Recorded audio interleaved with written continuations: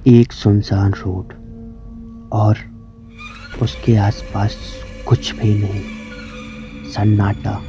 और स्कूल का वॉचमैन पूरी तरह से नशे में था। उसे आसपास होने वाले किसी भी बात का तनिक भी अनुमान नहीं था। उसने अपने पूरे नशे में धुत हो चुका था। जैसे ही वो अपने पूरे नशे में धुत हो सुनसान रोड पर अकेले गाना गाते हुए जा रहा था, उसने अचानक से एक स्कूल के अंदर से रोने की आवाज़ सुनी। वो थोड़ा सा डगमगाया।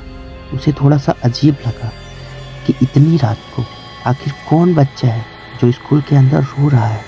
लेकिन उसे लगा शायद कोई लड़का अंदर छूट गया हो, और वही देखने के लिए वो स्कूल के अंदर जाने के लिए जैसे ही वो आगे बढ़ा, उसने देखा अचानक से स्कूल का गेट अपने आप खुल गया। वॉचमैन पूरी तरह से ये सब देख रहा था, लेकिन वो इतने नशे में था कि उसे लगा ऐसा कुछ हुआ ही नहीं है, कि उसके मन का भ्रम है। और वो आगे बढ़ने लगा। जैसे ही वो आगे बढ़ रहा था, रोने की आवाज़ और तेज होने लगी। जैसे ही रोने की आवाज़ तेज होने लगी, वॉचमैन के कदम और तेज बढ़ने लगे। लेकिन वॉचमैन ये नहीं जानता था कि वो किसी के बुलाने पे जा रहा है। और जैसे ही वॉचमैन आगे बढ़ा, उसने देखा कि ऐसा लग रहा था कि उसके पीछे से कोई उसका पीछा कर रहा हो। जैसे ही वॉचमैन पीछे मुड़ा तो उसने देखा कि पीछे तो कोई भी नहीं है। ये देख वह और हैरान हो गया कि अगर पीछे कोई नहीं था तो मुझे ऐसा क्यों लगा। लेकिन अभी भी वो नशे में था, इसलिए उसे कुछ समझ नहीं आया और वो फिर आगे बढ़ा। रोने की आवाज़ अचानक से बंद हो गई। वॉचमैन पूरी तरह से डर गया। लाइट भी जा चुकी थी और ऐसा लग रहा था कि रोड पूरी तरह से काली हो गई हो, स्कूल में कुछ भी ना हो। रोने की आवाज़ बंद होते ही वॉचमैन को लगा कि वो सब इस नशे की वजह से हो रहा है। और जैसे ही वो पीछे मुड़ा, उसे एक ऐसी परछाई दिखाई दी जिसे उसे देखकर पूरी तरह से वो दंग रह गया। देखते देखते वो परछाई अचानक से गायब हो गई। अब वॉचमैन पूरी तरह से डर गया था। उसके सर का पसीना ये साफ साफ बता रहा था कि वो अब पूरी तरह से डर चुका है। वॉचमैन का ये डर उसके पूरे नशा उतारने की वजह बन गया। वॉचमैन का नशा पूरी तरह से उतर चुका था और वो जितना जल्दी हो सके उतनी जल्दी भागने लगा। लेकिन वो परछाई उसे बार बार बोल रही थी, जो भी यहाँ आएगा मैं उसे नहीं छोड़ूंगी। अगली सुबह शिवम और उसके पापा और उसकी मम्मी गाड़ी में बैठकर राजस्थान के लिए रवाना होते हैं, क्योंकि उसके पापा का ट्रांसफ़र हो गया था तो वो मुंबई से राजस्थान के लिए रवाना हो जाते हैं। वो रास्ते में जा ही रहे होते हैं, अचानक से ड्राइवर गाड़ी रोक देता है। शिवम के पापा, क्या हुआ ड्राइवर, गाड़ी क्यों रोक दी? ड्राइवर, सर लगता है सामने सांप मरा हुआ है, और कहते हैं कि जब सांप मरा हो तो कुछ देर रुक के जाना चाहिए, अशुभ माना जाता है। शिवम की मम्मी, ये लो जी, यहाँ तो अभी से अशुभ होने लगा, मुझे लगता नहीं है कि हम वहाँ तक पहुँच पाएंगे।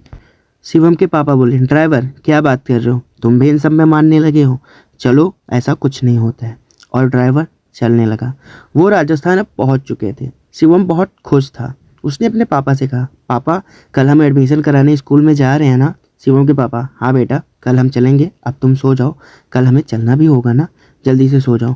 शिवम सो जाता है और अगली सुबह शिवम और उसके पापा तैयार होकर स्कूल में एडमिशन कराने के लिए निकल ही रहे होते हैं कि अचानक उसकी मम्मी की ठोकर एक बेंच से लगने की वजह से ग्लास टूट जाता है। और शिवम की मम्मी बोलती है, हे भगवान, इतना बड़ा अपशगुन हो गया है, आज आप रहने दीजिए स्कूल जाने को, क्या पता क्या हो जाए। शिवम के पापा, अरे जी ऐसा कुछ नहीं होता है, आप टेंशन मत लो। और शिवम और उसके पापा स्कूल के लिए रवाना हो जाते हैं। जैसे ही शिवम और उसके पापा स्कूल के गेट पर पहुंचते हैं, वॉचमैन शिवम को देखकर हैरान हो जाता है और कहता है, तुम तो यहाँ नहीं थे, तुम यहाँ कैसे आए? और इतना कहते ही वॉचमैन पूरी तरह से हक्का पक्का हो जाता है। उसे देखने के बाद पता नहीं क्यों, लेकिन शिवम को अब ये बातें थोड़ी अजीब लगने लगी थी। लेकिन तभी वहाँ पे टीचर आई और बोली, वॉचमैन तुम अपना काम करो, ये हमारे नए स्टूडेंट हैं, आइए हम आपको प्रिंसिपल का रूम दिखाते हैं। और वो शिवम और उसके पापा को प्रिंसिपल के रूम में ले जाने लगती हैं। लेकिन शिवम जब वो पीछे मुड़ के देखता है तो देखता है कि वॉचमैन उसे घूरे ही जा रहा है। और शिवम इस बात को सोच रहा होता है कि मैं तो यहाँ पहली बार आ रहा हूँ, तो इसने मुझे ऐसा क्यों कहा कि अरे तुम तो यहाँ। अब ये बात शिवम के जहन में बैठने लगी थी। शिवम आगे बढ़ ही रहा था और प्रिंसिपल के रूम में जाकर वो अपना एडमिशन कराता है। और प्रिंसिपल कहती हैं कि आप अगले दिन आ सकते हैं। और उसके पापा और उसको शिवम अपने घर वापस चले जाते हैं। स्कूल का दूसरा दिन, टीचर शिवम को सभी बच्चों से इंट्रोड्यूस कराती हैं। हे बच्चों, ये शिवम है और आज से ये आपकी क्लास में रहेगा और इसके साथ कोई भी शरारत नहीं करेगा। ओके, अब मैं जा रही हूँ, आप लोग अच्छे से दोस्ती करके रहना। इतना कहकर टीचर वहाँ से चली जाती हैं। शिवम, हेलो गाइस, मैं शिवम हूँ और जो भी मुझसे पंगा लेता है वो बचता नहीं है, तो प्लीज़ मुझसे पंगा मत लेना, सिर्फ मुझसे दोस्ती करना, वरना मैं किसी को छोड़ता नहीं हूँ। अचानक वहाँ से एक लड़के की आवाज़ आती है, हेलो।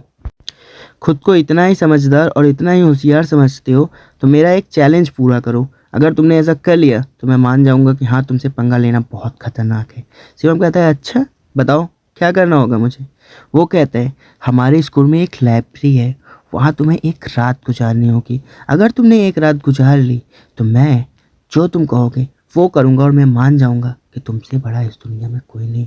तुम बहुत अच्छे लड़के हो और बहुत बहादुर हो। शिवम कहता है, इतनी सी बात। इतना कहते ही स्कूल के सभी बच्चे कहने लगते हैं, शिवम इसका चैलेंज एक्सेप्ट मत करो। लोग कहते हैं कि जो भी उस रूम में गया है वो कभी भी वापस नहीं आया, वहाँ से गायब हो जाता है और ही अजीब अजीब सी घटनाएं हो चुकी हैं। शिवम प्लीज़ इसका चैलेंज एक्सेप्ट मत करो।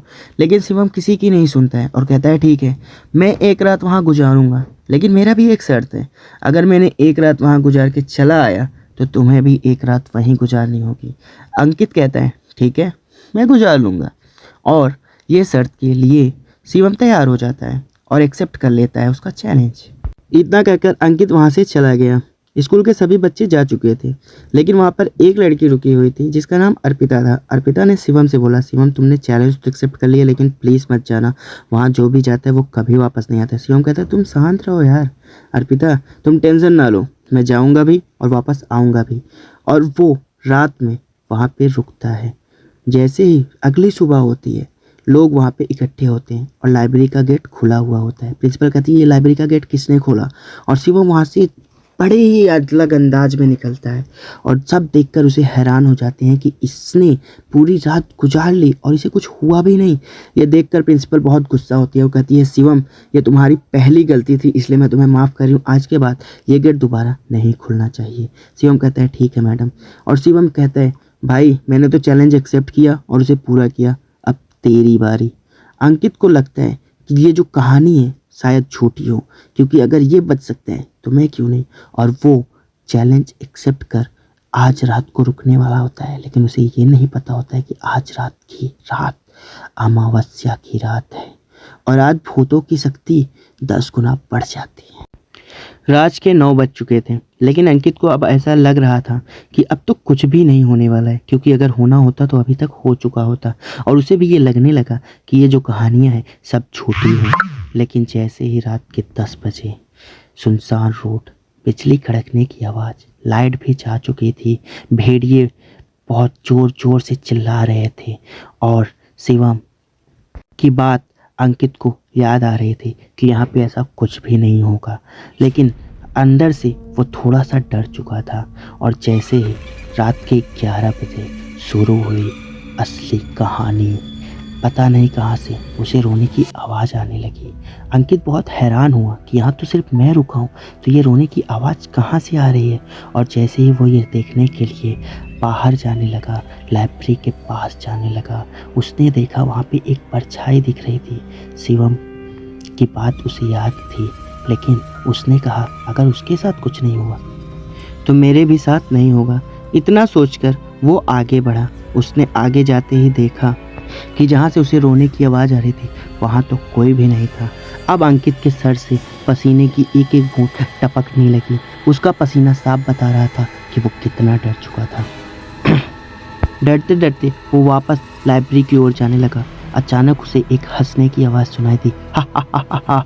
और जब उसे हंसने की आवाज़ सुनाई दी तो अंकित पूरी तरह से डर गया और उसने कहा, कौन हो तुम, क्या चाहती हो, क्यों आई हो यहाँ, क्या चाहिए तुम्हें। वो कहती है, मुझे दूध चाहिए, मैं तुझे लेने आई हूँ।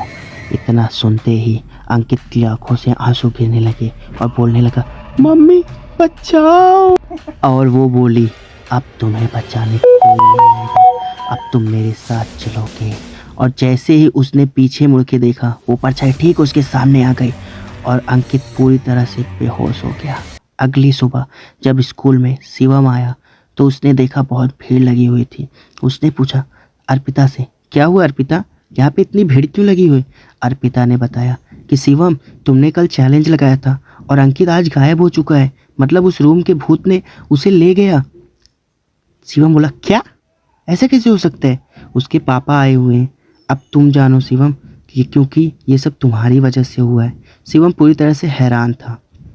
क्या आपको भी जानना है कि आगे क्या हुआ? क्या आप भी जानना चाहते हो कि शिवम के साथ क्यों नहीं कुछ हुआ? क्यों अंकित को ही भूत लेके गया? क्यों शिवम बच गया? और आखिर इस बंद दरवाजे में लाइब्रेरी का रहस्य क्या है? और वॉचमैन शिवम को देखकर इतना घूर क्यों रहा था और उसने ये क्यों कहा कि तुम यहाँ फिर आ गए? इसका क्या मतलब हो सकता है? देखने के लिए अगला पार्ट देखिए हमारा।